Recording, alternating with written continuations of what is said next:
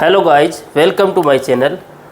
आज के इस लेक्चर में मेनली अब तक अपन ने काइनेमेटिक्स में जितना भी पढ़ा है उसके रिगार्डिंग थोड़ी प्रैक्टिस प्रॉब्लम डिस्कस करने वाले हैं।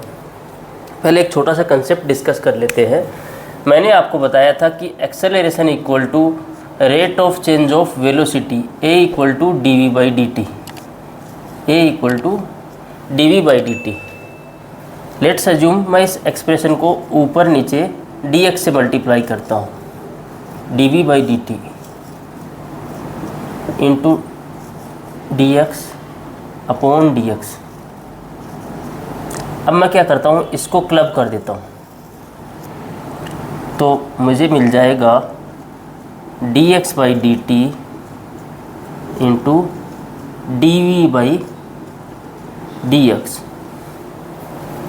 इस dx बाई डी टी को मैं क्या लिख सकता हूँ, rate of change of position क्या होती है, वेलोसिटी, तो v d v by t x.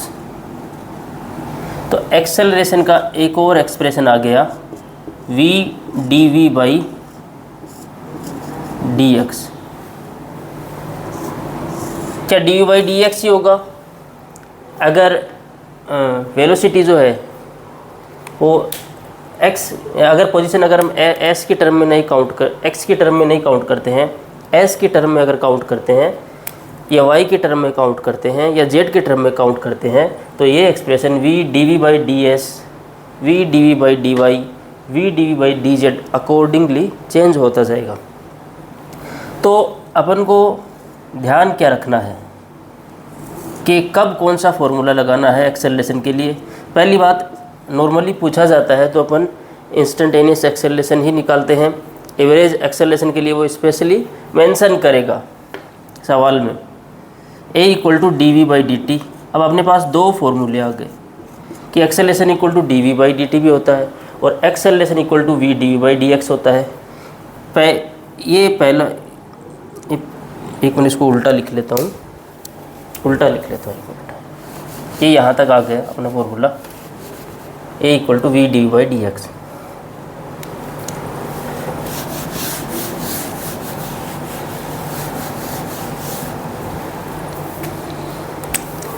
तो a equal to d v by d t ये कब लगाना है, जब हमारे पास वेलोसिटी, ये पहला एक्सप्रेशन है, जब हमारे पास velocity as a time function available हो तो अपन a equal to d v by d t से प्रोसीड करेंगे एक्सेलरेशन निकालने के लिए। या फिर हमारे पास वी टी कर्व अवेलेबल है तो एक्सेलरेशन निकालने के लिए अपन d v by d t से प्रोसीड करेंगे। दूसरा फॉर्मूला जो डिराइव होकर आया वो a इक्वल टू, या मैग्नीट्यूड पे जाओ, v d v by d x, v d v by d x. ये अपना एक्सेलरेशन का दूसरा फॉर्मूला। अच्छा, ये कब अप्लाई करेंगे, जब हमारे पास वेलोसिटी एज ए एक्स का फंक्शन अवेलेबल हो। जब वेलोसिटी डिस्टेंस के साथ वेरी कर रही हो या पोजीशन के साथ वेरी कर रही हो तो अपन एक्सेलरेशन निकालने के लिए फॉर्मूला नंबर 2 का यूज़ करेंगे। अगर वेलोसिटी टाइम के साथ वेरी कर रही है तो अपन यूज़ करेंगे फॉर्मूला नंबर 1। अगर वेलोसिटी पोजीशन के साथ वेरी कर रही है, एस, एक्स, वाई, जेड जो भी दे उसके साथ वेरी कर रही है, तो अपन formula a equal to v d v by d x से प्रोसीड करेंगे। लेट्स अज्यूम मैं एक छोटा सा एग्जांपल देता हूँ। मैंने v दिया, v इक्वल टू दिया आपको 2y स्क्वायर। क्वेश्चन है, let's v equal to 2y square, v कितना, 2y स्क्वायर, और पूछा है find acceleration at y is equal to 3। y की वैल्यू जब 3 हो तो एक्सेलरेशन कितना है, ये अपन को निकालना है। तो अब velocity as a function y है, अपन एक्सेलरेशन को जानते हैं कि acceleration rate of change of velocity होता है। तो d v by d t करने से अपन आगे नहीं बढ़ पाएंगे, या बढ़ सकते हैं, थोड़ी तकलीफ़ होगी। तो अभी अपन को सॉल्यूशन, अभी अपन को नज़र क्या आ रहा है कि velocity as a function y available है। वेलोसिटी पोजीशन का फंक्शन है। जब भी वेलोसिटी टाइम का फंक्शन न हो के पोजीशन का फंक्शन हो तो अब फॉर्मूला नंबर 2 का यूज़ करेंगे। तो v कितना दिया है 2y²। ओके, ये इक्वेशन 1 पुट करो। dv/dy निकालो, क्योंकि v एज ए y है इसलिए dv/dx नहीं निकालोगे। वेलोसिटी जिस भी कोऑर्डिनेट के साथ वेरी कर रही है उसी के अकॉर्डिंग डिफरेंशिएशन करोगे। तो dv/dy निकालो, dv/dy ये कितना हो गया, ये 4y। अब फॉर्मूला लगाओ कि a = v dv/dy, dv/dy मतलब एक्सेलरेशन निकालने के लिए इन दोनों टर्म को इक्वेशन नंबर 2 और इक्वेशन नंबर 1 को दोनों को मल्टीप्लाई करो। तो यहाँ से अपन को एक्सेलरेशन मिला, एक्सेलरेशन = v कितना है 2y² और dv/dy कितना आया है 4y। तो a आया अपना 4 × 2 8y³। तो एक्सेलरेशन का फंक्शन एज ए पोजीशन कितना आया 8y³।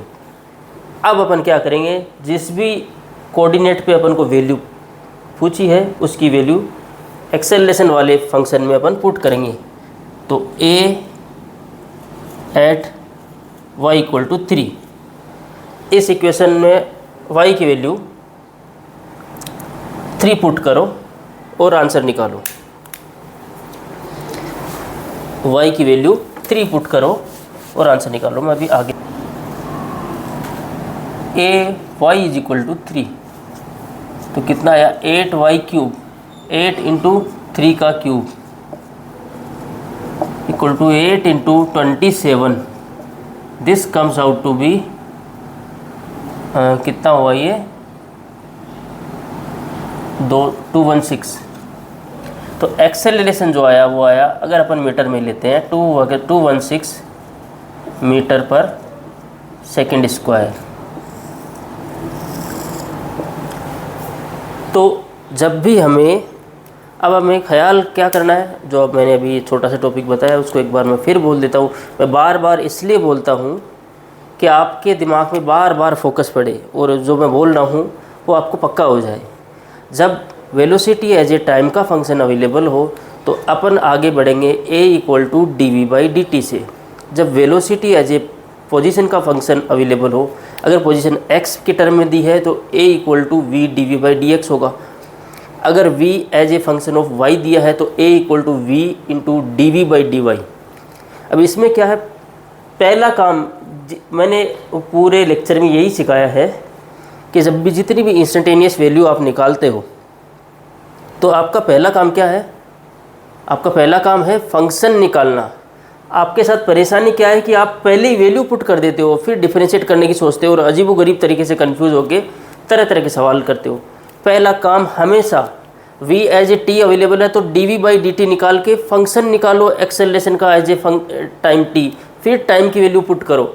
Similarly a = v dv/dx है या v dv/dy है या v dv/dz है, तो पहला काम है एक्सेलरेशन का फंक्शन निकालना।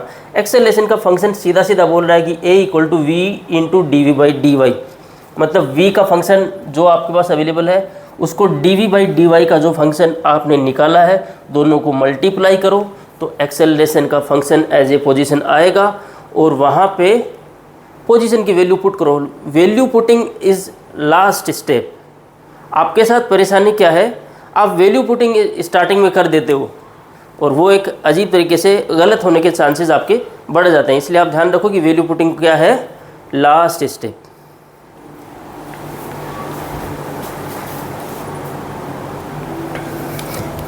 तो ये अपना एक छोटा सा कंसेप्ट रह गया था, अपना कंसेप्ट हो गया। अब अपन थोड़ी क्वेश्चंस की प्रैक्टिस करते हैं ताकि अपन इस चैप्टर में हैंड्स ऑन हो पाए। देखो बच्चों, थोड़े एवरेज और ब्रिलियंट बच्चे, एडवांस बच्चे, एडवांस बच्चे जो एडवांस जो है वो तो कर लेंगे, ये चैप्टर बहुत आसान होता है। बट एवरेज बच्चे या बिलो एवरेज बच्चों के साथ ये परेशानी आती है, इसलिए मैं आपको धीरे धीरे पढ़ा रहा हूँ, बार बार बोल रहा हूँ। उसकी वजह आपको समझ में आ गई कि आपके दिमाग में बार बार फोकस डाला जा रहा है। लेट्स अज्यूम एक सवाल है, a man travels 20 metre east, 20 metre किधर जाता है? ईस्ट में। एंड देन 40 मीटर साउथ, फिर 40 मीटर साउथ में चला जाता है। फाइंड ओरिजिन को रेफरेंस मानो, find displacement vector,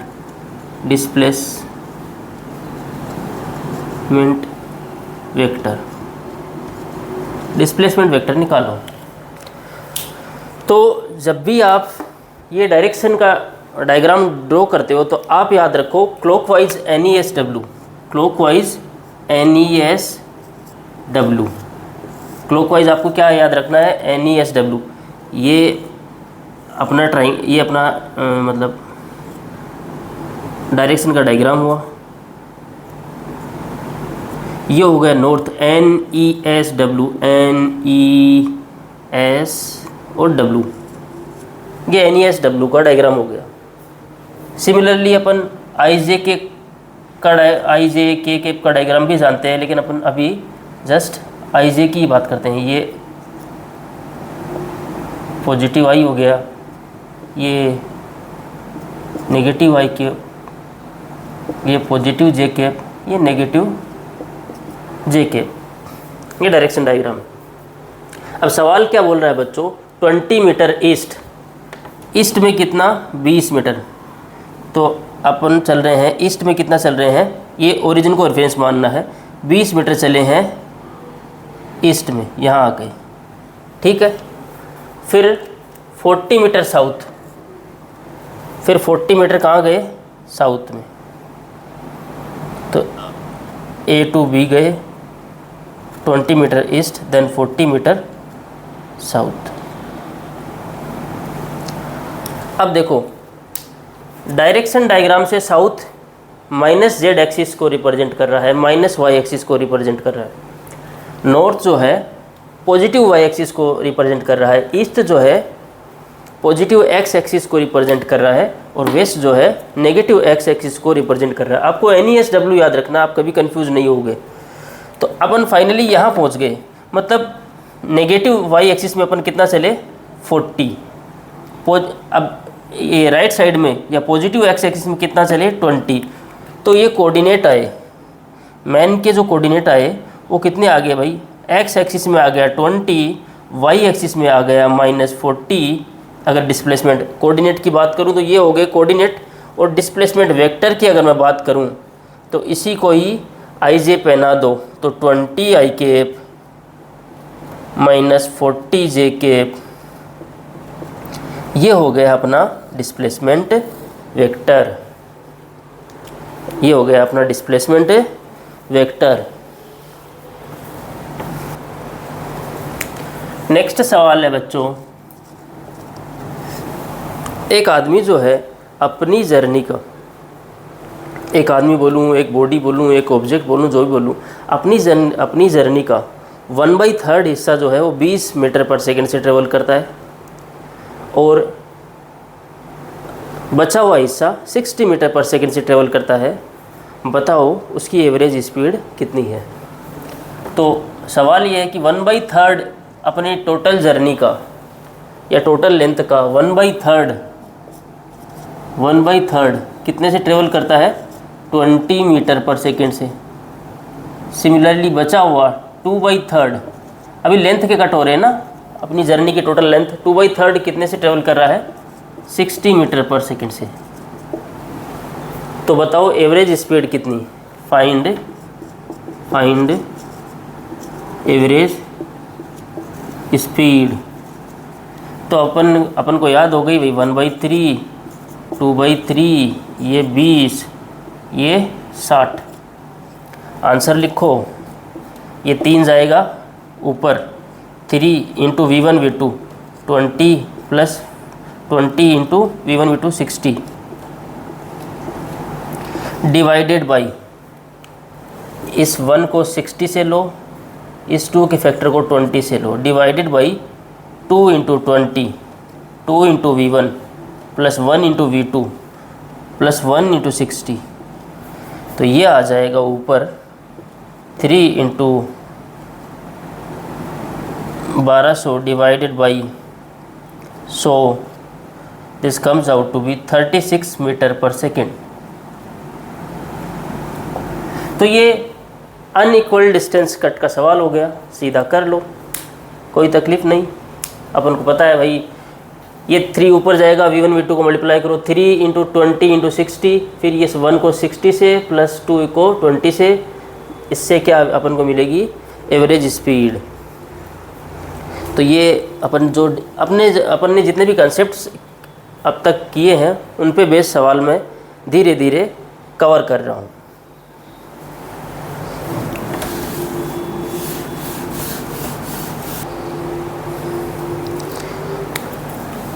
let's assume मैंने आपको दिया वेलोसिटी का फंक्शन दिया v equal to 20 plus 4t square. Velocity का फंक्शन दिया v equal to 20 plus 4t square, और इसमें आपसे पूछा मैंने फाइंड एक्सेलरेशन। एवरेज के लिए वो 99% बोलता है, नहीं बोलता तो वो इन वर्ड का इस्तेमाल करता है। Find acceleration at t equal to 2 second. दूसरा सवाल, find average acceleration between t equal to 2 second to t equal to 4 second. ठीक है बच्चों, तो अपन को वेलोसिटी वर्सेस टाइम का ग्राफ दे दिया, तो vt दिया, तो अपन सीधा vt acceleration equal to dv by dt लगाएंगे, तो इंस्टेंटेनियस एक्सेलरेशन सीधा t इक्वल टू 2 पे मिल जाएगा। एवरेज एक्सेलरेशन क्या होता है भाई? एवरेज की याद आती है अपन को, किसकी याद आती है? टोटल बाई टोटल की। एवरेज और इंस्टेंटेनियस रेट में मैंने आपको एक फ़र्क समझाया था कि इंस्टेंटेनियस d बाई dt होता है या d बाई d होता है, एवरेज क्या होता है? डेल बाई डेल होता है। इंस्टेंटेनियस क्या होता है? d बाई d में आपको मिलेगा, और एवरेज डेल बाई डेल। तो मैं इंस्टेंटेनियस जिस तरीके से acceleration a equal to d v by d t है, इसी को मैं एवरेज में कन्वर्ट करूँ तो d को डेल में कन्वर्ट करूँ तो a equal to del v by del t. और डेल ऑपरेटर आपको लगाना ही आता है कि जब भी डेल ऑपरेटर लग जाए तो वो फाइनल माइनस इनिशियल किसी के ऊपर लग गया। लेट्स अज्यूम मेरे सामने ये रोहित बैठा है और इस पे मैंने डेल ऑपरेटर लगा दिया, डेल रोहित, इसका मतलब क्या है? Rohit final minus Rohit initial. जैसे मेरे सामने मुकेश बैठा है, डेल मुकेश, तो मैंने इस पे ऑपरेटर लगा दिया, तो डेल मुकेश फाइनल माइनस डेल मुकेश इनिशियल। तो इस तरीके से डेल और डी का फ़र्क आपको समझ में आना चाहिए। Find acceleration at t equal to 2 second, मतलब इंस्टेंटेनियस एक्सेलरेशन पूछ रहा है, तो मैंने आपको बताया था पहला काम आपको फंक्शन निकालना होता है। a equal to d v by d t, जो भी अपन को v t का फंक्शन दिया है उसका अपन डिफरेंशिएशन करेंगे, तो अपन को d v by d t कितना मिला? 20 का हो गया 0, और ये 4 into 2t, this comes out to be 8t। अब वैल्यू पुट करो, a at t equal to 2, a at t equal to 2, तो 8 इंटू 2 इक्वल टू 16 मीटर पर सेकेंड स्क्वायर। अगर मैं बात करूं कि भाई पहला पार्ट तो हो गया, अब गुरुजी आपने क्या पूछा? एवरेज पूछा। तो मैंने आपको समझाया कि अगर आपको एवरेज भूल जाते हो तो एवरेज को याद करने की तरीके थी, एक तो टोटल बाई टोटल था, अगर भूल गए तो इंस्टेंटेनियस तो आपको अगर याद है तो एवरेज भी ऑटोमेटिक याद रहेगा। इंस्टेंटेनियस में डी ऑपरेटर आता है और एवरेज में डेल ऑपरेटर आता है। तो ये जो d v by d t है ना, इसी में आप डी की जगह डेल ऑपरेटर लगा दो, del v upon del t, del v upon del t, और डेल किसी के लग गया, लेट्स जूम डेल मुझ पे लग गया, तो सरफराज फाइनल माइनस सरफराज इनिशियल। तो डेल वी का मतलब हो गया v final minus v initial upon t final minus t initial. अब यही पहचानना रहता है कि ये वी फाइनल क्या है, ये टी फाइनल क्या है। भाई जर्नी कहाँ से कहाँ है, 2 से 4 सेकंड, तो फाइनल टाइम क्या है 4 सेकंड। 4 सेकंड पे जो वेलोसिटी होगी वो क्या होगी, फाइनल वेलोसिटी। इनिशियल टाइम क्या है 2 सेकंड, 2 सेकंड पे जो वेलोसिटी वो होगी वो क्या होगी, इनिशियल वेलोसिटी। तो अब अपन को फाइनल वेलोसिटी निकालनी है, मतलब फाइनल टाइम पे जो वेलोसिटी है वो निकालो, इनिशियल वेलोसिटी निकालनी है, इनिशियल टाइम पे जो वेलोसिटी है वो निकालो, फिर टी फाइनल की वैल्यू 4 सेकंड पुट करो, टी इनिशियल की 2 सेकंड पुट करो। आप बहुत आसानी से इस सवाल को कर पाएंगे।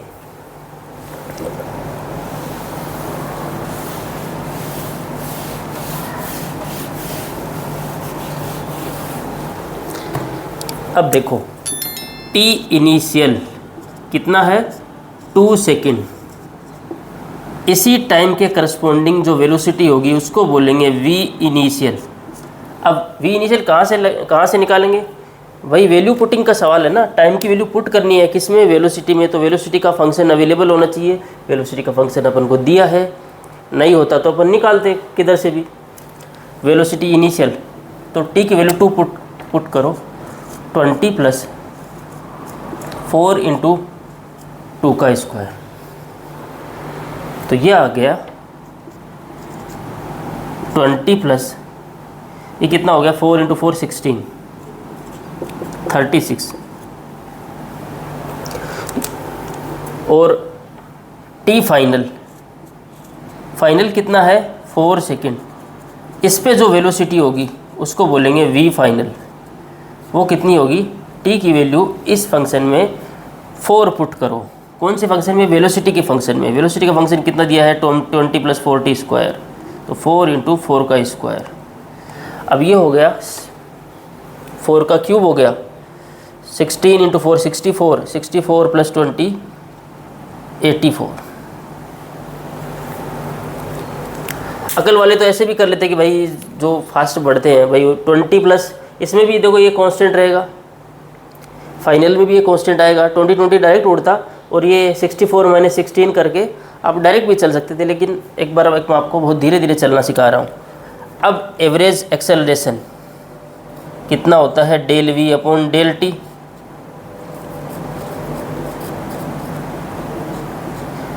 तो v final minus v initial upon t final minus t initial. V final कितना है 84, वी इनिशियल कितना है 36, डिवाइडेड बाई टी फाइनल कितना है 4 सेकेंड, टी इनिशियल कितना है 2 सेकेंड। तो ये आ गया 48, न्यूमरेटर आ गया 48, डिनोमिनेटर आ गया 2, आंसर आ गया 24। अगर ये मैं मीटर पर सेकेंड में दूं तो 24 मीटर पर सेकेंड। इस सवाल में ख़ास बात क्या थी, इस सवाल में ख़ास बात क्या थी, 48/2 24 मीटर पर सेकेंड। तो एवरेज एक्सेलरेशन आ गया del v by del t, अपना आंसर हो गया 48/2 24 मीटर पर सेकेंड, सॉरी मीटर पर सेकेंड स्क्वायर। भाई अभी एक्सेलरेशन निकाल लेना, तो एक्सेलरेशन की यूनिट क्या होती है, मीटर पर सेकेंड स्क्वायर।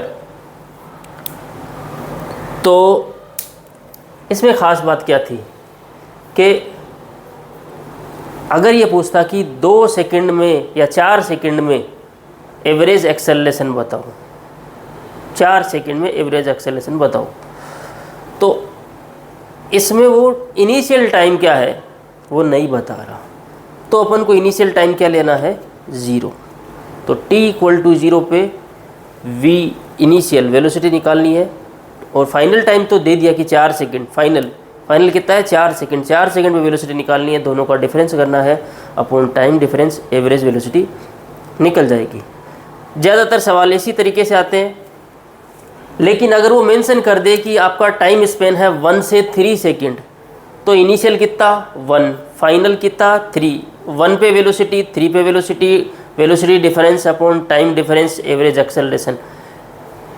सिमिलरली अगर वो 3 सेकंड मेंशन करता है, देखो 1 to 3 मेंशन करने में ये जो इनिशियल 1 हो गया, फाइनल 3 हो गया, और इन 3 सेकंड मेंशन करने में इनिशियल 0 लेना है। अगर नहीं दे तो इनिशियल क्या लोगे 0, इन 3 सेकंड, फाइनल तो 3 सेकंड नज़र आ रहा है, लेकिन नहीं दे तो आप इनिशियल 0 लोगे, टाइम की वैल्यू 0 लोगे, उस पर इनिशियल वेलोसिटी निकालोगे और करस्पॉन्डिंगली प्रोसीड करोगे।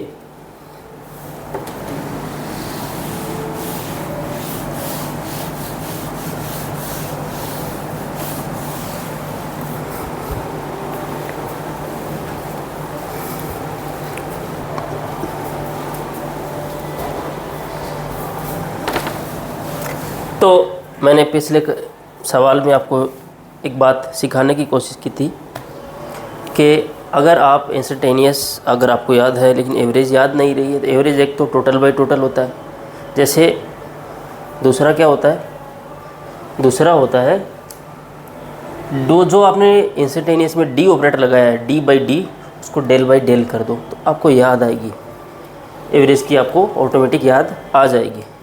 लेट्स अज्यूम अपन अभी नेक्स्ट क्वेश्चन पे स्विच करते हैं।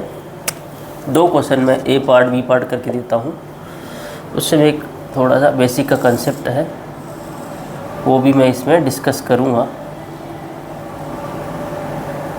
ये एक आर्क है, थीटा इक्वल टू 60 डिग्री, एक पार्टिकल है, एक सर्कुलर आर्क का टुकड़ा है, ये रियल में क्या है, सर्कुलर आर्क का टुकड़ा है, इसकी रेडियस है r इक्वल टू 2 मीटर, यहाँ पे r इक्वल टू कितना है 2 मीटर। एक पार्टिकल 2 सेकंड में a टू b ट्रेवल करता है, कितने सेकंड में, t इक्वल टू 2 सेकंड में, 2 सेकंड में कितना ट्रेवल करता है a to b, particle A से B ट्रेवल करता है 2 सेकंड में। तो इसमें पूछा जा रहा है find distance travel by particle, ये पार्टिकल है या ऑब्जेक्ट है या मास है जो भी, find distance travel by particle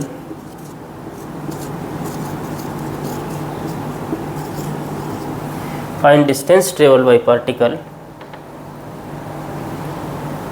during A to B journey,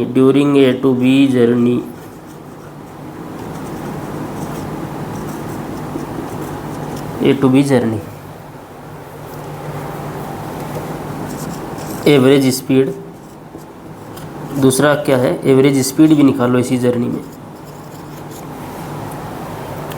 अब देखो, अब अपना कंसेप्ट क्या है भाई, ए टू बी अपन को क्या निकालनी है, डिस्टेंस, मतलब अपन को ये आर्क लेंथ निकालनी है। क्या निकालनी है, आर्क लेंथ। आर्क लेंथ जो है, अगर आप मेरे बेसिक के लेक्चर पे जाओगे तो आप इस चीज़ को कवर कर लोगे। आर्क लेंथ को मैं वहाँ पे भी बता के रखूँगा अच्छे से, तो आप टाइम मिले, जो बच्चे फिज़िक्स में ज़्यादा ही कमज़ोर हैं, जो एवरेज हैं, वो कुछ अवॉइड कर सकते, बट वो अपने कंसेप्ट को बहुत स्ट्रॉन्ग करना चाहते हैं, तो वो एटलीस्ट मेरे बेसिक मैथ्स की जो सीरीज़ है उससे पास ऑन हो। तो आर्क लेंथ, अब बच्चों ये आर्क है, बच्चों ये क्या है, ये एक आर्क है। ये आर्क जो है सेंटर पे, ये आर्क क्या है, किसी सर्कल का टुकड़ा है, और ये सेंटर पे एंगल कितनी बना रही है, थीटा है। ये रेडियस कितनी दी है, r है, ये रेडियस कितनी दी है, r है।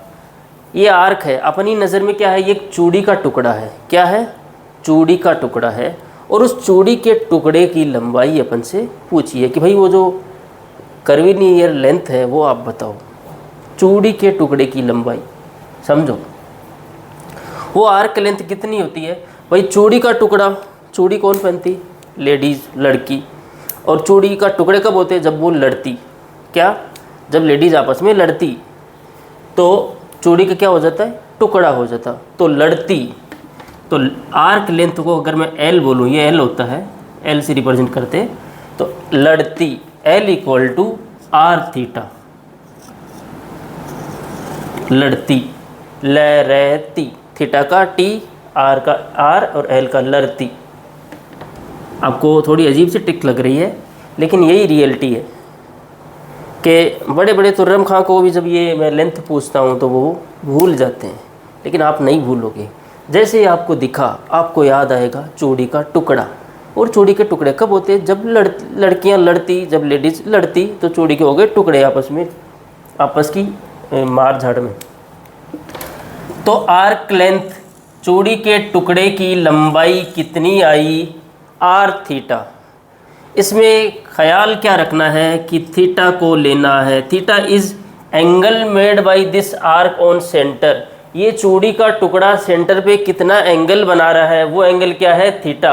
और उस थीटा को किस में लेना है, थीटा इन रेडियन। आपको किस में लेना है, रेडियन में लेना है। थीटा को किस में लेना है, रेडियन में लेना है। तो L equal to r theta, L equal to r theta. अगर पूरी चूड़ी की लंबाई अगर आपसे पूछूं, अगर सेंटर से उस चूड़ी की रेडियस में आर लूं तो पूरी चूड़ी की लंबाई, तो पूरी चूड़ी की लंबाई जो है, ये पूरी चूड़ी जो है ये गोल गोल गोल गोल गोल गोल कितना एंगल ट्रेवल कर लेती है, ये गोल गोल गोल गोल सेंटर पे कितना एंगल ट्रेवल हो गया, 360 डिग्री। 360 डिग्री रेडियन में कितना होता है, 2 पाई।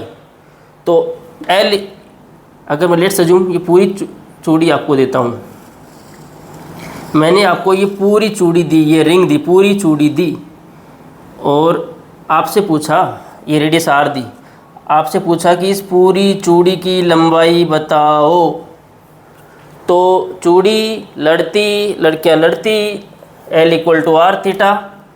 तो L equal to r into theta कितना है, ये पूरी चूड़ी की लंबाई ट्रेवल करने में, आप यहाँ से चलो और यहीं से वापस आ जाओ, तो आप अंदर अंदर कितना एंगल ट्रेवल कर रहे हो, गोल गोल गोल गोल गोल गोल, ये गोल गोल एंगल हो गया कितना, 360 डिग्री।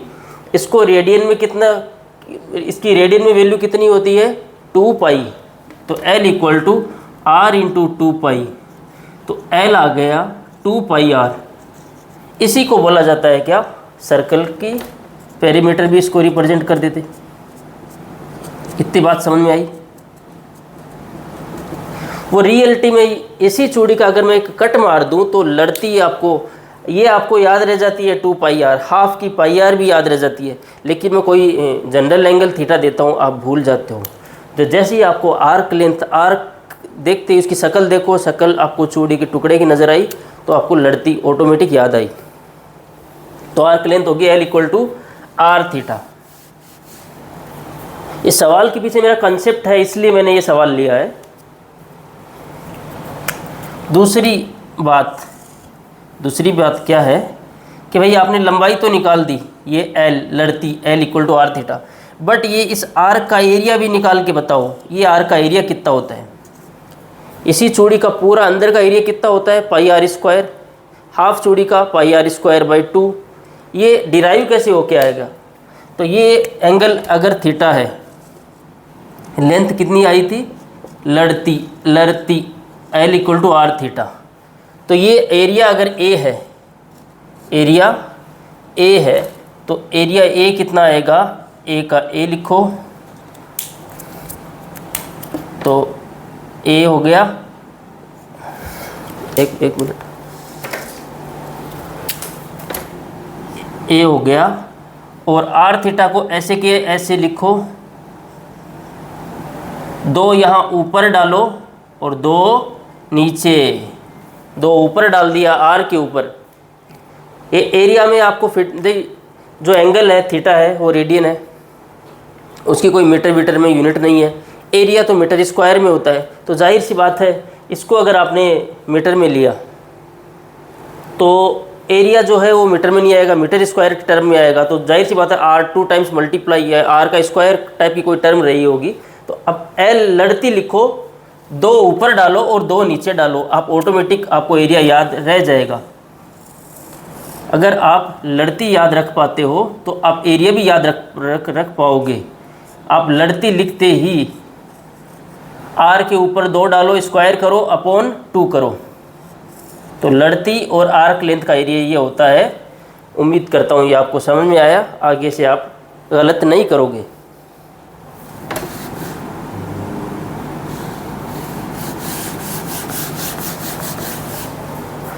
अब देख लो, अब कुछ नहीं बचा सवाल में।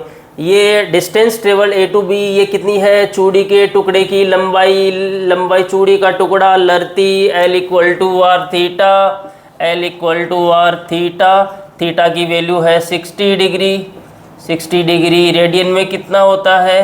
π/3। एंगल हमेशा किस में लेना है? रेडियन में। तो ये एल या फिर यही हो गई डिस्टेंस एल ए बी, जो डिस्टेंस ट्रेवल्ड है वो कितनी हो गई? r into π/3। तो π/3 r ये हो गई distance travelled by particle during a to b journey. ये क्या हो गई? Distance travelled. यही एल ए बी जो है यही डिस्टेंस ट्रेवल्ड आ गई। यहाँ तक कोई डाउट? एक मिनट,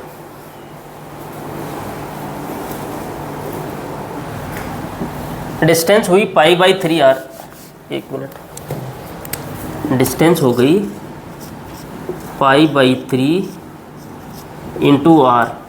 अब एवरेज स्पीड कितनी आ गई? कितने टाइम में ये जर्नी ट्रेवल की जाती है? Total distance travelled upon total time. Average में टोटल बाय टोटल की फीलिंग आए तो एवरेज स्पीड की याद आए, एवरेज स्पीड की याद आए तो टोटल बाय टोटल की फीलिंग आए। बात समझ में आई? जब भी किसी एवरेज की बात की जाए तो टोटल बाय टोटल की फीलिंग आपके दिमाग में आए। तो average speed is equal to total distance travelled π/3 r upon total time taken 2 second. ये हो गया फ्रैक्शन डिवाइडेड बाय नंबर। तो जस्ट ये नीचे वाली चीज़ें मल्टीप्लाई हो जाएंगी। इसके लिए आप मेरा बेसिक कैलकुलेशन का लेक्चर देख सकते हो। तो π/6 r, और r की वैल्यू कितनी दी है अपन को? 2 मीटर। तो पाई इंटू 2 डिवाइड बाई 6, इसको कट करो 1, ये 3, आंसर आ गया π/3 मीटर पर सेकेंड। ओके,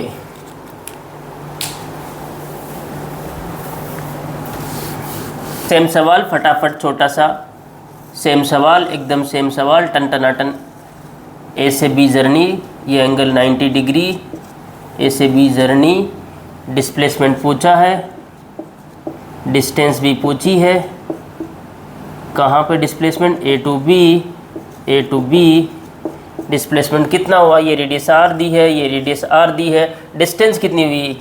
डिस्टेंस हुई इस चूड़ी के टुकड़े की लंबाई, चूड़ी का टुकड़ा लड़ती L equal to r theta, r into theta कितना है? रेडियन में रखो, 90 डिग्री रेडियन में कितना होता है? π/2। तो ये आंसर हो गया πr/2। तो डिस्टेंस ट्रेवल्ड आ गई कितनी? πr/2। अब दूसरी बात है, अपन को क्या पूछा है? डिस्प्लेसमेंट पूछा है। देखो, डिस्टेंस एक्चुअल पाथ लेंथ हो गई और डिस्प्लेसमेंट क्या हो गया? Final position minus initial position. ये आर है, ये आर है, ये ए इनिशियल पोजीशन है, ये बी फाइनल पोजीशन है। इन दोनों के बीच में टोटल ये डिस्टेंस कितनी है वो अपन को कैलकुलेट करने से वो अपन को कैलकुलेट करनी है। ये एंगल 90 डिग्री है, ये एंगल 90 डिग्री है, तो अपन को मालूम है, अपन पाइथागोरस लगाएंगे तो ये आ जाएगी। यहाँ पे टोपी पहना दो, r² प्लस r²। अगर किसी ट्राइंगल के बीच में एंगल 90 डिग्री है तो अपन जो हाइपोटेन्यूस है वो कैसे निकालते हैं? A base square plus perpendicular square. तो ये आंसर आ गया √2r। तो डिस्प्लेसमेंट कितना आ गया? ए टू बी जर्नी में √2r। याद रखो, displacement, place value, position, initial position, final position. आपको पाथ लेंथ पे नहीं जाना है। ओके,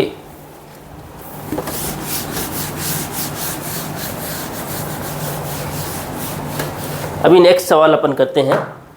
लेट्स अज्यूम मैंने आपको दिया x इक्वल टू मैंने आपको दिया BT² plus AT³ find value of t find value of T when acceleration is zero. अब बच्चों मैंने आपको बोला कि ये कौन सा एक्सेलरेशन ज़ीरो, एवरेज एक्सेलरेशन की ये बात कर रहा है? नहीं कर रहा। एवरेज एक्सेलरेशन का वो क्लियर कट मेंशन करता है कि एवरेज एक्सेलरेशन की बात कर रहा है। ये किस एक्सेलरेशन की बात हो रही है? जनरल एक्सेलरेशन जो होता है वो अपना इंस्टेंटेनियस एक्सेलरेशन होता है। जनरल वेलोसिटी भी अपनी इंस्टेंटेनियस वेलोसिटी होती है। जनरल जो भी पैरामीटर है वो इंस्टेंटेनियस होते हैं, एवरेज के लिए स्पेशली अपन को दिया जाता है। तो वो टाइम निकालो जब एक्सेलरेशन ज़ीरो हो, जब अपने पास x अवेलेबल हो। तो एक्सेलरेशन कैसे निकालते हैं? x से, तो x से निकलेगी v से निकलेगा a। तो x का जो भी फंक्शन है v का फंक्शन निकालो, कितना हो गया 2bt माइनस इसका डिफरेंशिएशन करो with respect to t 3at²। अब a का फंक्शन निकालो, a का फंक्शन कितना होगा, इसका डिफरेंशिएशन करो, या तो इसका 2 बार करो या फिर vt का 1 बार करो, इस पूरी टर्म का डिफरेंशिएशन करो। तो 2bt का कितना हो गया 2b, इसका कितना हो गया 6a इंटू टी। ये हो गया अपना एक्सेलरेशन का फंक्शन। अब वो टाइम निकालना है जब एक्सेलरेशन ज़ीरो हो। तो ऐसे जितने सवाल जहाँ पे ये टाइम निकालने की बातें होती हो और एक्सेलरेशन वगैरह भी निकालने की बातें होती हो, मैं पिछले सवालों में बताता आया हूँ कि आपको क्या ख्याल रखना है। पहले आपको फंक्शन निकालना है, उसी से आप आगे प्रोसीड करोगे। तो एक्सेलरेशन का फंक्शन आपने निकाल दिया, इसको इक्वल टू ज़ीरो पुट करो, a equal to zero put करो, मतलब 2b minus 6a into t equal to zero. ये माइनस का एक तरफ 2b equal to 6a T, फिर उल्टा करके लिख दो क्योंकि वेरिएबल अपना t है, उसको अपन लेफ्ट में लेंगे इक्वल टू 2b। अब t को फ्री करो, ये जितने भी लटक मटक रहे हैं या मल्टीप्लाई हो रहा है उसको डिवाइड कर दो 2b अपॉन 6a। तो ये आंसर हो गया b अपॉन 3a। तो टाइम की वैल्यू कितनी आई b अपॉन 3a। टाइम की वैल्यू कितनी आई b अपॉन 3a। ओके, ठीक है, टाइम की वैल्यू अपनी आ गई b।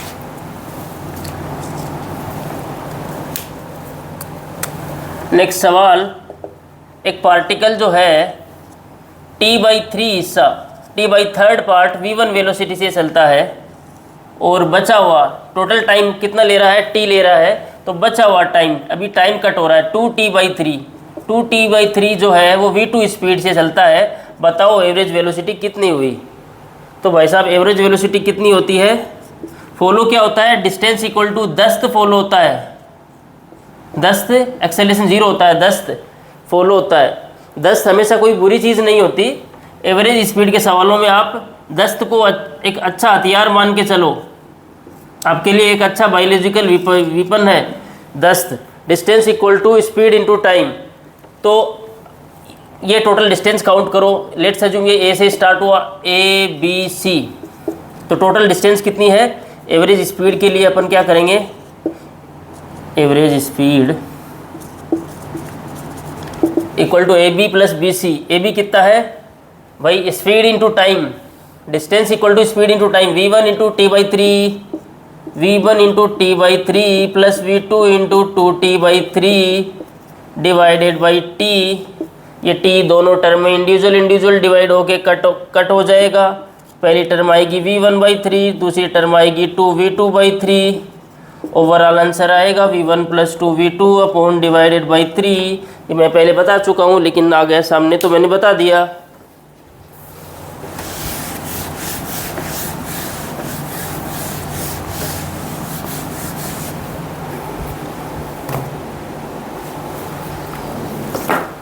अभी नेक्स्ट सवाल, कई बार क्या है कि ये दस्त फॉलो होता है लेकिन ये न तो इक्वल डिस्टेंस कट है न इक्वल टाइम कट है, तो अपना सिंपल दस्त फॉलो करो। लेट्स अज्यूम कोई एक सवाल है कि मैं 200 किलोमीटर एक कोई कार है, वो 200 किलोमीटर ट्रेवल करती है, कितनी स्पीड से? 200 मीटर ट्रेवल करती है, लेट्स अज्यूम 40 मीटर पर सेकेंड से। फिर उसके बाद ये कार ट्रेवल करती है, लेट्स अज्यूम 60 मीटर, और ये कितनी स्पीड से ट्रेवल करती है? 30 मीटर पर सेकेंड से। और आपसे पूछ लिया एवरेज स्पीड बताओ, तो एवरेज स्पीड बताओ भाई। 200 मीटर ट्रेवल हो रहा है कितनी स्पीड से? 40 मीटर पर सेकंड से। 60 मीटर ट्रेवल हो रहा है कितनी स्पीड से? 30 मीटर पर सेकंड से। तो average speed equal to total distance upon total time. अब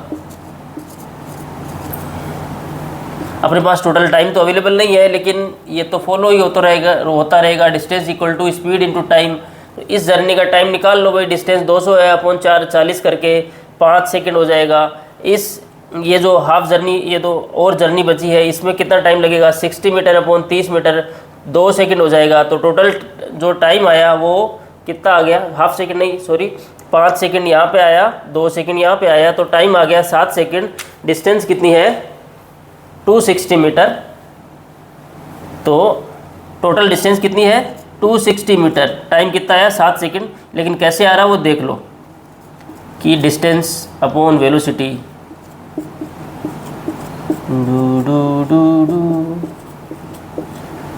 डिवाइडेड बाई 5 + 2, तो 260/7 इसका आंसर है मीटर पर सेकेंड।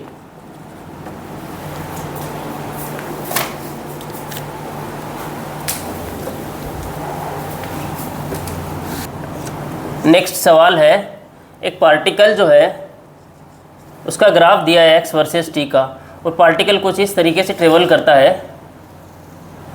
ठीक है, इस तरीके से ट्रेवल करता है। ये t = 0 है, x वर्सेस t का ग्राफ दिया है, पोजीशन वर्सेस टाइम का ग्राफ दिया है। पार्टिकल यहाँ से स्टार्ट होता है, a से b जाता है, b से c जाता है। इस तरीके से ये पार्टिकल जो है धीरे धीरे आगे बढ़ता है।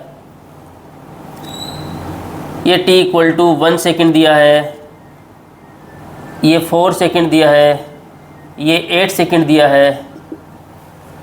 तो इस तरीके से अपन को टाइम दिया है, इस तरीके से अपन को क्या दिया है? टाइम दिया है, और फिर अपन को पोजीशन दी है।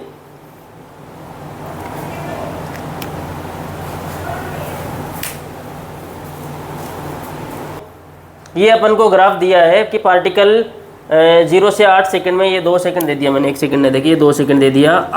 ये जर्नी 0 से 8 सेकंड में ट्रेवल होती है, A to B, B to C। पूछा है कि 8 सेकंड में डिस्प्लेसमेंट कितना हुआ? Find displacement and distance travelled in 8 second. 8 second में कितनी डिस्टेंस ट्रेवल हुई और कितना डिस्प्लेसमेंट हुआ, ये अपन से पूछा है। तो आपको तो ग्राफ देखो मैंने किसका ग्राफ दिया? डिस्प्लेसमेंट, पोजीशन वर्सेस टाइम का। ये पोजीशन किसके काम की है? डिस्प्लेसमेंट की। तो लगभग जो चीज़ दी है वही चीज़ पूछी है। मैंने कोई एवरेज डिस्प्लेसमेंट आपसे नहीं पूछा, एवरेज डिस्प्लेसमेंट आपकी कोई चीज़ नहीं है। मैंने आपसे क्या पूछा कि डिस्प्लेसमेंट कितना हुआ। तो डिस्प्लेसमेंट के लिए आपको A to C journey 8 second तक जो जर्नी हुई उसमें जस्ट पोजीशन नोट करो। t = 0, तो x कितना है? x अपना A पे है, कितना है? 0। t = 8 सेकेंड, 8 सेकेंड पे x की वैल्यू कितनी है? डिस्प्लेसमेंट सिर्फ x डायरेक्शन में हो रहा है, तो x की वैल्यू कितनी है? x C पोजीशन पे है, और मैं अगर इसको t = 8 बोलूँ तो कितना है? वापस कितना है यहाँ पे? x, मैं x को कौन सी एक्सिस पे रिप्रेजेंट कर रहा हूँ? y एक्सिस पे। तो ये पार्टिकल जो है ये लेट्स अज्यूम 10 मीटर है, ये है 10 मीटर। रियलिटी में क्या हो रहा है? पार्टिकल 10 मीटर तक जा रहा है और वापस आ रहा है। तो t = 8 सेकेंड पे भी x कहाँ, अपना पार्टिकल कहाँ पे है? C पोजीशन पे है, और x C कितना है? 0 है।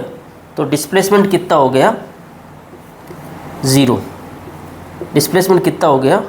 0, क्योंकि फाइनल पोजीशन भी इसी एक्सिस पे है और जो सी वाली पोजीशन है, और इनिशियल पोजीशन भी इसी एक्सिस पे है, सेम पोजीशन है।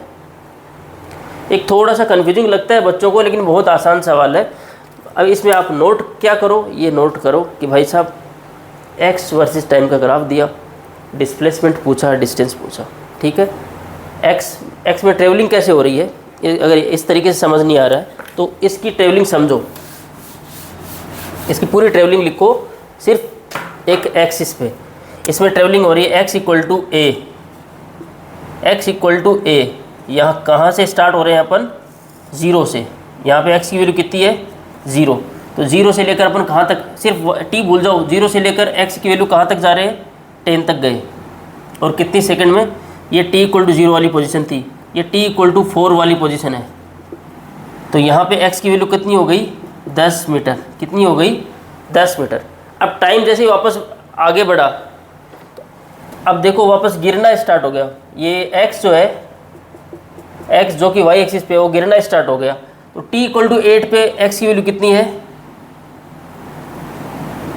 ये t इक्वल टू 8 है, यहाँ पे x की वैल्यू कितनी है, 0 है। बात समझ में आई। इनिशियल पोजीशन भी x equal to 0, final position भी x इक्वल टू 0। तो ओवरऑल डिस्प्लेसमेंट कितना हो गया, 0। डिस्टेंस टेबल की अगर मैं बात करूँ तो ये 10 मीटर तक ऊपर गया। इस पूरे ग्राफ को पिचका के, भाई डिस्प्लेसमेंट के लिए आपको क्या चाहिए, पोजीशन चाहिए। पोजीशन चाहिए तो टाइम से आपको कोई मतलब नहीं है। पोजीशन वर्सेस टाइम का ग्राफ दिया है, डिस्प्लेसमेंट के लिए पोजीशन चाहिए। पूरे ग्राफ को पिचका के वाई एक्सिस पे शिफ्ट कर दो, तो वाई एक्सिस पे पूरे ग्राफ को ऐसे पिचका दो। पिचकाने के बाद आपको क्या नज़र आएगा, आपको ये नज़र आएगा कि एक पार्टिकल ऐसे ऐसे 10 मीटर तक जा रहा है और वापस 10 मीटर पे आ रहा है। तो 0 पे ये 0 पे था, और t इक्वल टू 4 पे ये 10 मीटर पे गया, और 4 के बाद वापस आना स्टार्ट हो गया, 8 पे वापस इनिशियल पोजीशन पे आ गया। तो 10 गया जाने में और 10 आने में, टोटल डिस्टेंस ट्रेवल हो गई 20 मीटर, डिस्प्लेसमेंट हो गया 0। नहीं समझ में आ रहा, तो यही एक सबसे आसान तरीका है, पूरे इस ग्राफ को पिचका दो। अब आपको तो आप बोलोगे गुरुजी आपने तो ग्राफ देखते ही उसकी शादी करने की बात कही थी। देखो मैंने कहा था कि 90% प्रॉब्लम शादी से हो जाएंगी, या ऐसे सरफराज अहमद स्लोप और एरिया से हो जाएंगी। कुछ problem graphical differentiation integration based आती है, लेकिन ये बहुत सिंपल प्रॉब्लम है। पोजीशन दी है और पोजीशन पूछी है, जो दिया है वो पूछा है, तो जस्ट आप वैल्यू पुटिंग से इसको समझने की कोशिश करो। भाई पोजीशन दी है, डिस्प्लेसमेंट के लिए पोजीशन चाहिए, पोजीशन पूछी है। मैं यही वेलोसिटी की बात करता ना तो xt ग्राफ, फिर आपको स्लोप पे जाना पड़ता। एक्सेलरेशन की बात करता तो आप उसको डबल डिफरेंशिएशन में सोचते। जो दिया है वो पूछा है, तो आप एकदम ब्रेन को ओपन करके एकदम सीधा सीधा सोचोगे, लेकिन जो दिया है उससे अलग कुछ पूछा है तो मुझे याद करोगे, ऐसे को याद करोगे, स्लोप और एरिया को याद करोगे, और लास्ट में अगर ग्राफ टू ग्राफ पूछा है, एक ग्राफ दिया है दूसरा ग्राफ पूछा है, तो उसकी DI कर दोगे, डिफरेंशिएशन इंटीग्रेशन कर दोगे।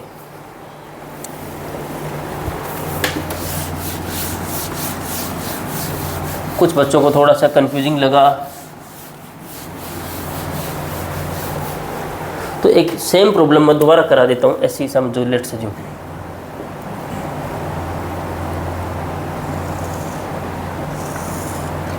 ये y वर्सेस t का ग्राफ है। एक पार्टिकल ऐसे जाता है, एक पार्टिकल ऐसे जाता है, और पार्टिकल ऐसे वापस आ जाता है। ये t इक्वल टू, ये थोड़ी अच्छी बहुत बेसिक है, t इक्वल टू 4 और t इक्वल टू 6। अब मैंने क्या दिया, पोजीशन वर्सेस टाइम का ग्राफ किसका दिया, yt का, और पूछ भी क्या लिया, जो एकदम स्टार्टिंग पैरामीटर डिस्प्लेसमेंट जो कि पोजीशन डिपेंडेंट है, और दूसरा डिस्टेंस। तो पूरे ग्राफ को पिचका दो और पिचका के वाई एक्सिस पे शिफ्ट करो, तो आपको समझ में आ जाएगा कि पूरी कहानी क्या है। तो पूरी कहानी, पूरे जैसे आप ग्राफ को पिचकाओगे तो पिचकाने पे आपको समझ में आया कि पुचक, इस तरीके से पूरा ग्राफ पिचक गया। पूरा ग्राफ पिचक गया। पिचकने के बाद एक लाइन पे आ गया। तो पिचकने के बाद एक लाइन पे आके क्या बोला कि t इक्वल टू 0 पे मैं 0 पे था, t इक्वल टू 2 पे मैं कहाँ पहुँच गया, 8 पे पहुँच गया। ये हो गया t इक्वल टू 2 और ये हो गया कितना, y इक्वल टू 8।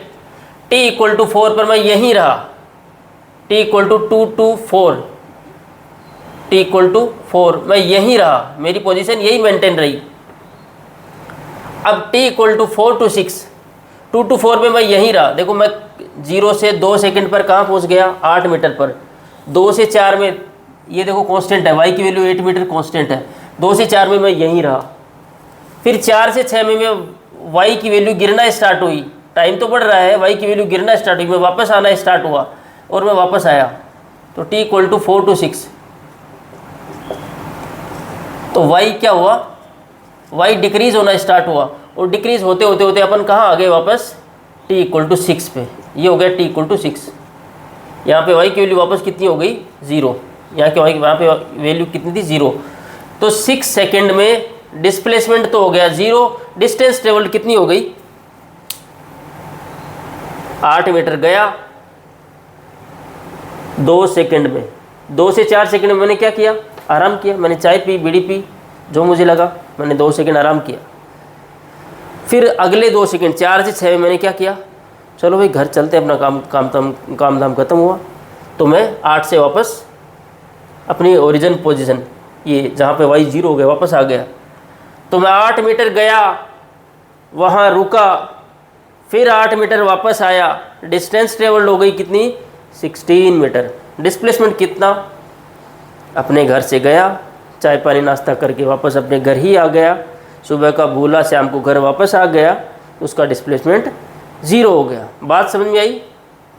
ये ग्राफिकल जो प्रॉब्लम अभी आगे जो मैं डिस्कस करने वाला हूँ, उनसे हट के बहुत नॉर्मल कंसेप्ट की प्रॉब्लम थी। इस पे भी मैंने बहुत सारे बच्चों को कंफ्यूज होते ही देखा है। मैं ऐसा, गुरुजी आपने तो शादी की प्रॉब्लम बताई थी और सीधा शादी लगा लगा के कंफ्यूज होने की कोशिश करते हैं। जो एकदम सीधी प्रॉब्लम है, जो दिया वही पूछा, जो दिया उसका एवरेज पूछा। तो मैंने आपको क्या कहानी बताई थी कि जो दिया एवरेज आई, एवरेज एरिया अपॉन टाइम, जो दिया वो पूछा, वैल्यू पुटिंग से या नॉर्मल कंसेप्ट से आंसर आ जाएगा। जो दिया उसका एवरेज पूछा तो एरिया अपॉन ड्यूरेशन से टाइम आंसर आ जाएगा। दो बात अलग अलग है। जो दिया वो पूछा, जो दिया उसका एवरेज पूछा। एवरेज पूछे तो एरिया की तरफ सोचोगे, एवरेज जो दिया वो पूछा मतलब पोजीशन दी, डिस्प्लेसमेंट पूछा, डिस्प्लेसमेंट तो ऑलरेडी पोजीशन डिपेंडेंट है। तो जस्ट आप इस ग्राफ की, बहुत सिंपल ग्राफ है, इसको जल्दी से स्टडी करके फटाफट आप इसका आंसर दे सकते हो, पिचका के जल्दी से सोच सकते हो।